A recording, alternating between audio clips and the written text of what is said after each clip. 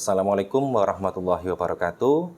Dalam pembuatan video ini, saya akan menyampaikan perkuliahan di kelas untuk materi ke-15, yaitu materi terakhir dari mata kuliah Keuangan Negara dan Daerah mahasiswa Program Magister Ilmu Ekonomi S2, Fakultas Ekonomi dan Bisnis Universitas Brawijaya, dengan topik isu-isu pembiayaan dan skema pembiayaan alternatif. Adapun dalam mata kuliah di pertemuan ke-15 ini, diharapkan mahasiswa memahami tentang konsep pembiayaan alternatif atau inovatif, dengan dua subtopik pembahasan, yaitu isu-isu pembiayaan karena keterbatasan anggaran maupun skema pembiayaan inovatif. Adapun tujuan dari pembuatan video ini adalah sebagai salah satu persyaratan dalam sertifikasi dosen yang saya ajukan di tahun 2025 ini.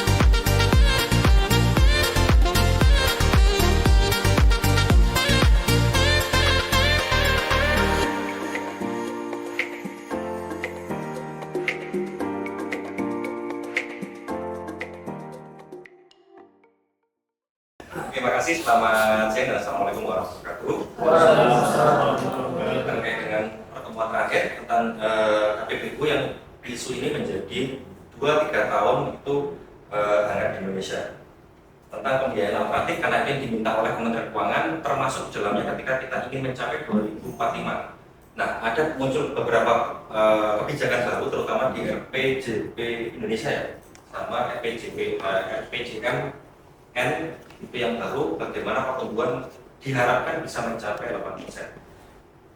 Referensi tambahan sudah ada linknya, nanti PPT itu bisa ditambahkan karena itu yang sudah terpilah. Artinya bahwa itu referensi tambahan di samping referensi utama yang muncul di TPS. Tentang isu pembiayaan, kita bicara tentang apa sih manfaat infrastruktur sebetulnya. Ketika kita bicara isu-isu pembiayaan alternatif atau creative financing atau alternatif, inovatif financing, itu bicara tentang, lebih banyak kita bicara tentang infrastruktur. Ini menjadi kebutuhan dalam RPJPN Indonesia yang kemarin sama yang baru, itu kebutuhannya menjadi tinggi. Kenapa? Karena ini menjadi banyak riset yang kemudian mengatakan infrastruktur menjadi faktor pendukung pertumbuhan negara berkembang.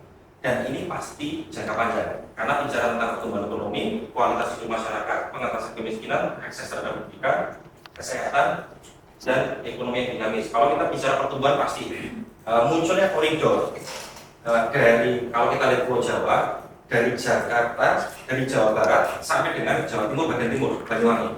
Bagaimana pemerintah kemudian saat ini sudah mulai terhubung ya, terakhir sampai Probolinggo. Yang Banyuwangi belum ya, belum tembus.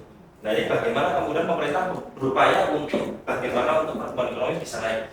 Kualitas hidup masyarakat, kita akan bicara tentang apa nih kalau kualitas hidup masyarakat? Sanitasi, rumah, salah satunya sanitasi, kemudian ketersediaan air, listrik. Karena pertanyaannya, apakah semua sudah? Jawa Timur sendiri kalau kemudian kita lihat, bagaimana dengan Pacitan, Trenggalek, mana lagi? Kalau Nganjuk sudah penting ya. Kemudian ke arah timur, terutama yang jadi masalah adalah daerah daerah atau sudah? Apa udah tanya tentang yang menguasai penguasanya pemajang dan lain-lain. Mengatasi kemiskinan, akses terhadap pendidikan. Nah, bagaimana kemudian seseorang itu pendidikan itu bagaimana kemudian ketersediaan atau jangkauan yang bisa kepadatan. Berapa area di area sekitar berapa kilometer kepadatan penduduk ada nggak akses pendidikan?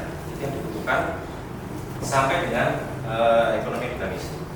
Tapi menjadi masalah adalah infrastruktur. Kita tidak hanya bicara infrastruktur fisik, yang non fisik juga. Bagaimana kita ngomong jaringan komunikasi, kemudian apa lagi? Regulasi kita bicara. Nah, salah satunya bagaimana aturan mengenai pergudangan. Itu yang bicara regulasi. Kemudian apa lagi? Kalau bicara tentang pemerintah, tinggal ini menjadi salah satu aja, bahwa hambatannya di hutang pemerintah, kemudian tuntutan terhadap sumber daya, infrastruktur yang kekurangan. Kita punya kendala di pendanaan tadi. Kalau nggak salah di Indonesia di tahun 2022 sudah ada kebutuhan infrastruktur itu sebesar hampir 3.000 triliun, tetapi ketersediaan dana kurang dari 500 triliun. Itu yang kemudian dibutuhkan banyak peran dari pihak lain. Nah, pihak lain kemudian menjadi isu dalam pembiayaan alternatif. Isu pembiayaan juga kalau kita lihat terbesar dimiliki oleh Cina. Ini yang mainan LRS. Balik. Systematic Analytical Review. China, Singapura yang sekarang lagi bagus itu coba lihat India. India itu punya 2.000 yang di-KPBU-kan, 2.000 item pekerjaan. Cina udah lama mungkin ya, sudah berkembang. United Kingdom, United States, ini yang kemudian lebih pengembangan karena mereka negara federal sehingga relatif lebih oke. Karena pembiayaan alternatif itu kalau Amerika lebih kemana arahnya? Ada perbedaan nih antara Amerika sama Cina sama India. Bedanya gimana kira-kira? Pembiayaan alternatifnya secara keuangan. Kalau mereka itu lebih kalau Cina mungkin lebih ke BUMN. Selain itu, ada yang bisa melengkapi nggak? Bedanya isu pembiayaan alternatif. Kira-kira apa? Ayo. Gimana ya bisa di Kementerian Keuangan? Amerika itu ke sektor Pertahanan. Jenisnya deh, mungkin jenis pembiayaan yang dikembangkan. Pembiayaan alternatif seperti apa ya? Banyak dikembangkan. Antara Amerika dan Cina, kita ambil blok yang paling ekstrim, kanan sama kiri, kapitalis murni sama kalau Cina komunis itu cuma di pemerintahannya, ekonomi kapitalis juga sama sebetulnya. Sebetulnya apa kira-kira? Ini lebih United States lebih banyak berkembang di isu-isu pembiayaan daerah, obligasi daerah, mereka berkembang besar, ya kan? Sementara di Cina di fisiknya, bukan di sektor keuangan. Kalau kemudian kita lihat kekuatan ekonomi United States ada di sektor moneternya, bukan di sektor real. Itu kenapa kemudian kasus subprime mortgage hancur, kenapa? Nah, akhirnya di sektor keuangannya kan, bukan fisiknya di bangun ada, tapi berbeda dengan Cina. Cina hancurnya karena apa? Oversupply ada apa? Sektor real. Nah, itu yang menjadi pembeda di antaranya. Kemudian India juga sama mengikuti di Cina, kemudian United Kingdom itu relatif di sektor keuangannya juga kurang lebih sama. Spanyol dan lain-lain itu udah mulai bauran atau campuran. Rusia itu juga banyak. Kemudian menjadi pertanyaan, memang belum ada definisi yang absolut yang pasti tentang apa nih, pembiayaan alternatif. Sebetulnya bahasanya public-private partnership ini hanya salah satu skema saja di antara banyak pembiayaan alternatif, termasuk obligasi daerah tadi. Obligasi daerah di kita belum bisa karena kira-kira kenapa?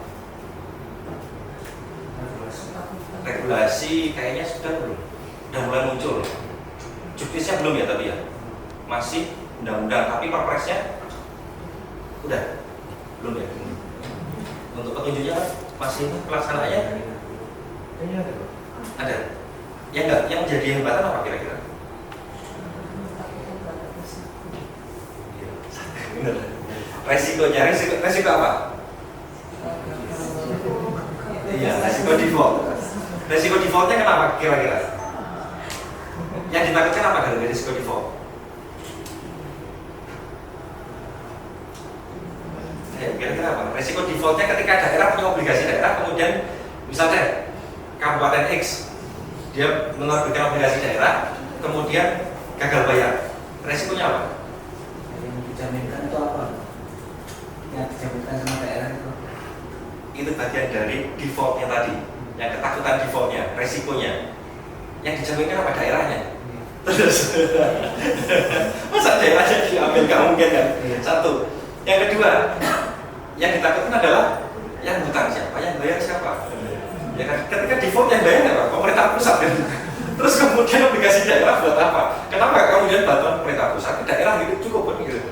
Kenapa harus kemudian skemanya berputar? Karena memang berbedanya bukan hanya tadi. Kita negara kesatuan, sementara Amerika negara bagian. Kita kabupaten, kota, provinsi, mereka negara federal. Negara federal kalau default gimana? Kalau nggak bayar,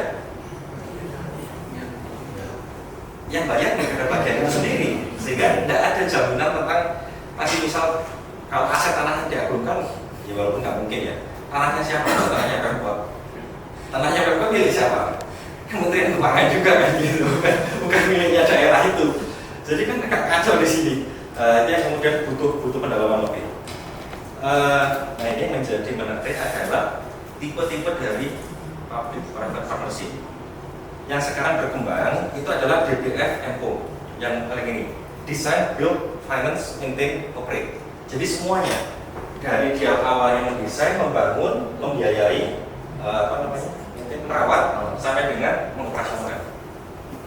Bahwa ada BOT, BTO, BOO, ini build, operate, kemudian build, operate, transfer berarti bangun, kemudian dioperasikan, setelah itu transfer. Ini yang terjadi di kasusnya jalan tol, bangun oleh swasta, BOT, dioperasikan oleh pihak swasta, setelah masa apa nih namanya, masa perjanjian selesai habis 25 tahun, transfer menjadi jalan umum, jalan raya biasa. Kemudian ada build, operate, setelah membangun, kemudian diserahkan pemerintah, maka dimiliki oleh pemerintah, baru kemudian dioperasikan oleh pemerintah. Ada nggak yang ini? Ada banyak sekali skema yang kemudian tadi mulai dari pertamanya, karena kalau kita bicara kerjasama tidak hanya kemudian operasional. Kalau kita bicara VOT, berarti desainnya kan dari pemerintah. Kita udah punya desain. Kalau kemudian kita lihat negara-negara maju, desainnya gimana sih? Kita mau bangun apa misalnya? Bangun rumah susun. Pemerintah menyediakan rumah bagi warga miskin. Pertanyaannya, bangunannya pasti sudah ada. Termasuk luas. Itu kenapa di Australia ketika kemudian masih single, hunian rumah sekian meter persegi. Ketika sudah menikah, mulai bertambah luas. Kalau kemudian punya anak 1, 2, dan 3, itu luasan rumah harus beda. Dan mereka punya, misal ini lapangan luas tanah. Komposisi terhadap ruang terbuka hijau diatur. Beda halnya dengan di Cina. Kalau di Cina ini adalah generasi pertama pertama itu yang paling senior ya. Pertama paling senior di bawah betul.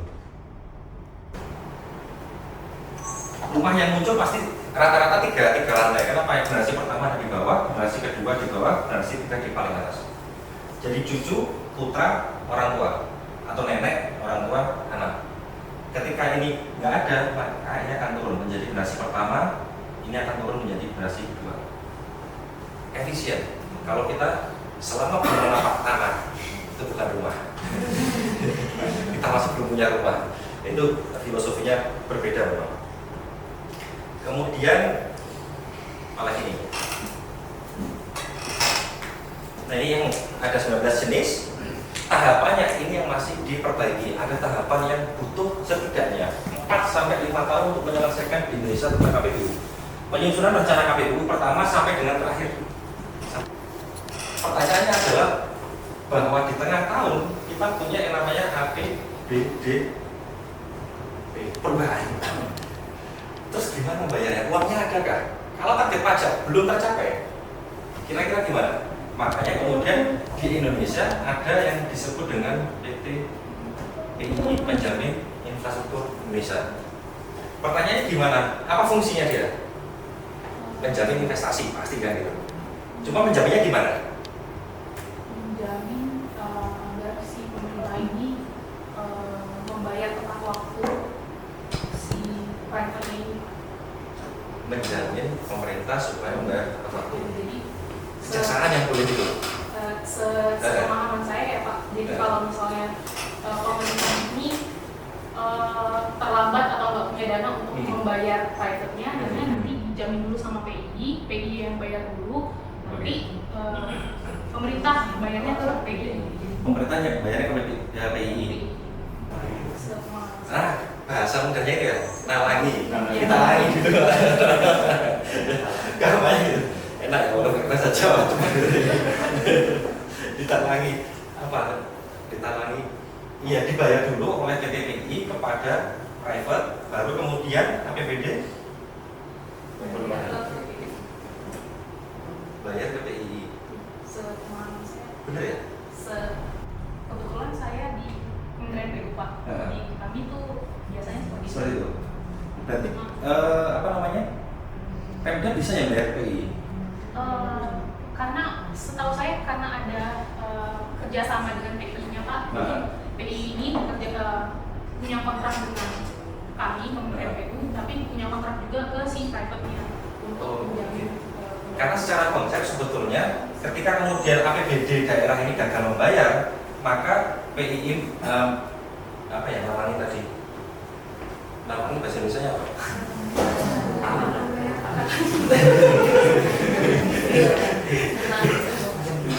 Membayarkan di awal, membayarkan terlebih dahulu ya. Kemudian daerah kira-kira bayarnya gimana? Ini lewat skema DAU tahun depan. Kalau nggak dibayarkan maka DAU dipotong untuk daerah tadi. Sehingga gimana? Ya PII kerjanya hanya menjamin saja ya. Dia mencari keuntungan kurang lebih tidak. Walaupun ada keuntungan ya, tetapi tujuan utamanya kan bukan di keuntungan. Sehingga ketika kemudian daerah gagal membayar, ini yang kemudian pushing terhadap daerah, penekanan terhadap daerah kepada PT PII membayar gimana? Ini kan menjadi susah. Sehingga konsepnya adalah lewat DAU tahun berikutnya dikurangi tanggungan. Dan itu yang muncul. Tetapi ketika di lapangan bisa langsung, maka ya itu sesuatu yang positif. Yang jadi banyak jadi pertanyaan daerah selama ini. Pertanyaannya adalah, terus PII dapat apa? Penjaminan itu gunanya untuk apa? Itu masih belum terjawab. Banyak daerah yang belum bisa menjawab itu. Kemudian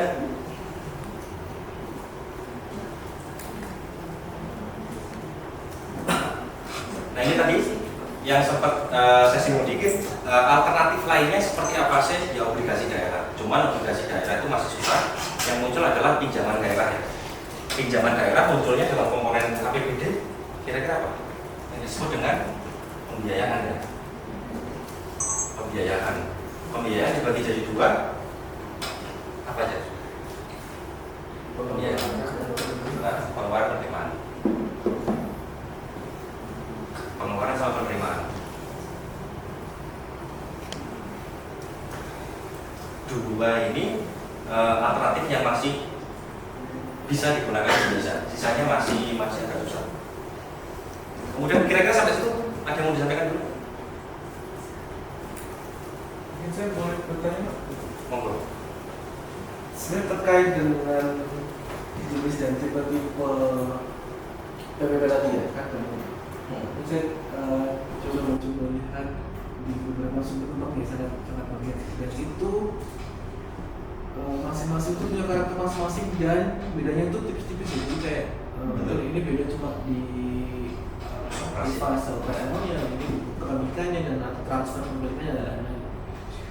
Dan ini saya bayangkan pasti ini sangat tergantung dengan case by case ya, tergantung dengan tipe desa tertentunya dan segala macam waktu timingnya. Tapi kita sebenarnya di teorinya itu bagaimana sih Pak menentukan mana yang lebih pas ke sini di Indonesia seperti ini. Nah kalau bicara teorinya ini agak susah jawabnya nih. Kalau mana yang lebih pas itu pertanyaan S3 itu. Ayo apa? Pertanyaannya balik seperti yang disampaikan di awal tadi, sebenarnya sudah terjawab.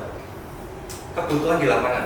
Artinya kebutuhan di lapangan, pertanyaannya mana yang memungkinkan satu dari skema pembiayaan, dua apakah perda itu sudah muncul seperti apa diaturnya.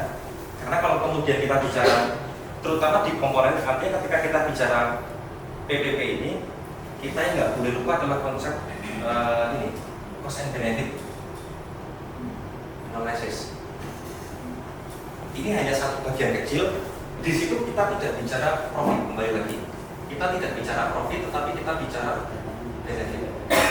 Apakah dia menguasai hajat hidup orang banyak atau tidak? Ketika KPBU dilakukan untuk PDAM kasusnya Jakarta, yang muncul adalah menyalahi aturan. Ya, akhirnya dikembalikan lagi ke pemerintah DKI. Tapi bagaimana dengan gas alam? Masih boleh. Kenapa? Karena ada alternatif yang lain. Kalau kita bicara air, itu sesuatu yang nggak bisa dikelolakan oleh swasta. Kenapa? Karena kita punya undang-undang yang berbeda.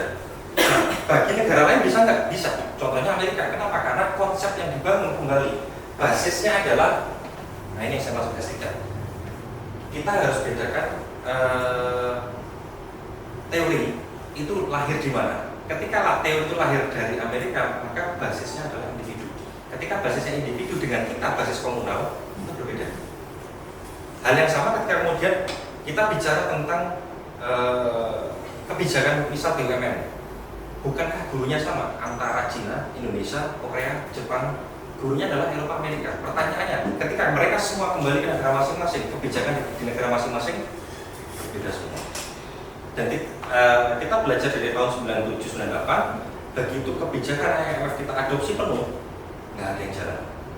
Sama halnya ketika kemudian kasus COVID, iya tahun 2023 nggak salah. Bukan COVID-nya, tetapi kebijakan pemerintah dalam intervensi pasar, intervensi ekonomi.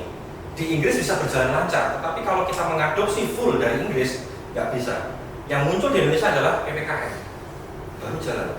Totally different. Mereka lockdown, benar-benar lockdown satu negara, kita per RT, per RW. Nah kita mau lockdown negara, mati semua dalam rumah, nggak bisa. Nah ini yang kemudian balik lagi, bahwa kita lihat konteksnya misal operate and maintenance. Kita bisanya operate and maintenance kira-kira yang mana? Di kampus, contohnya kalau kerjasama pemerintah swasta munculnya adalah cleaning service. Operate. Tapi kalau operation and maintenance muncul di sekolah SD, pakai cleaning service, ikut sekolahnya. Pendapatannya SD berapa kan? Nggak mungkin gitu. Nah ini yang kemudian lebih dinamis memang berbicara ketika kemudian kita bicara di kasus Indonesia. Tetapi nanti dengan kemudian Bapak Ibu terutama yang double degree nanti belajar di Australia, kira-kira konsep di Indonesia mana yang bisa dan mana yang butuh penyesuaian lebih. Saya nggak mengatakan tidak bisa, tetapi butuh penyesuaian lagi. Sama halnya dengan BUMN, kenapa di China berhasil, di Prancis berhasil, di Amerika tidak? Kalau di negara lain, Prancis contohnya adalah Yuzo. Yuzo itu BUMN kan? Bukan kemudian Indonesia Timur, kenapa nggak bisa jalan? Vietnam mobil apa? Finfastnya berhasil kan? Malaysia sempat dengan protonnya, kemudian tidak lagi berjalan. Kemudian ada lagi tantangan utama di dalam pembangunan itu. Meskipun kita tahu bahwa dana transfer daripada pemerintah pusat ini kan terus mengalami kenaikan gitu. Ya. Ini saja pertanyaan menarik sebetulnya.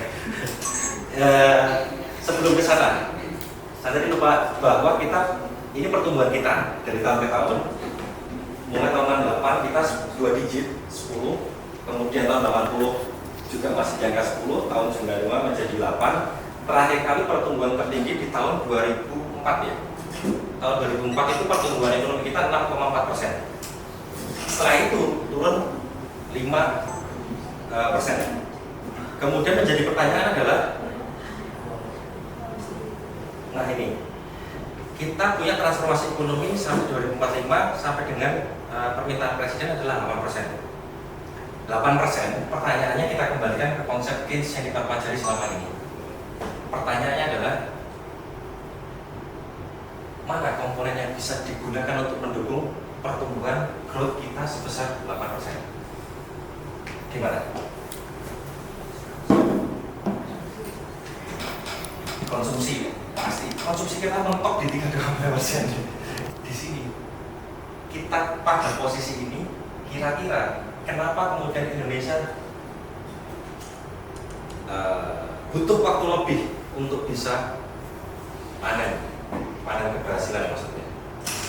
Kira-kira gimana? Jawabannya antara keuangan daerah sama keuangan daerah, kita nggak mau ekonomi politik ya. Yang mana? Ekonomi politik jawabannya jiwasraya atau sama lagi? Jawabannya banyak gitu. Tapi kira-kira gimana? Kita bicara ease of doing business. Dan pertanyaannya, kita muncul ya di situ. Tingkat kemudahan investasi kita, laporan, sampai dengan kita bicara tentang ESG dan SDGs ya. SDGs yang kemudian ESG. Dan kita bicara tentang kelompok sebetulnya. Tapi ease of doing business kita gimana? Ini menjadi kendala khusus 2025. Ya. Kalau negosiasi kita gagal, ya sudah 32%. Jadi competitive advantage kita selama ini itu masih agak berat ketika ekspor ke Amerika.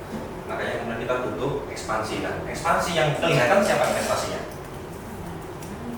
Perusahaan Indonesia sebagai kontributor pajak misalnya. Yang berhasil expand siapa nih? Indonesia. Ngomongin investasi, kasusnya banyak ya. Secara keuangan aja deh. Kalau secara regional juga banyak nih. Bahwa kita diindustrialisasi ya tolong regional. Tapi kita bicara di keuangan negara dan daerah. Berarti investasi kira-kira yang berkontribusi besar siapa salah satunya? Garuda Indonesia. Kenapa dijawab senyum? Senyumnya sudah menjawab semua. Semen Indonesia, Pertamina. Pertamina besar ya, yang kecil Pertamina yang nggak bayar pajak. Yang bayar pajak Pertamina. Kemudian apa lagi? Mudah-mudahan kali ini Shell aja tutup kan. Terus gimana? diskusi Pertanyaannya, kalau nggak kita kembalikan ke bermanfaat sini. bagi adik-adik Maka mahasiswa yaitu yang di bahwa kelas infrastruktur S2. kembali lagi. Sekian dari saya, terima Infrastruktur kasih yang kita dan butuhkan. Tidak hanya wassalamualaikum fisik, warahmatullahi tetapi non wabarakatuh. fisiknya ini menjadi berat di Indonesia, terutama regulasi. Kalau kemudian kita bicara environment, lingkungan yang mempengaruhi investasi, mungkin selama ada profitnya mau investasi investor itu. Tetapi ketika kemudian lingkungannya nggak kondusif, ya udah habis kan investasi kabur. Mudah-mudahan hal ini bermanfaat tidak hanya bagi institusi, tetapi juga bermanfaat bagi adik-adik mahasiswa yang di kelas S2. Sekian dari saya, terima kasih dan wassalamualaikum.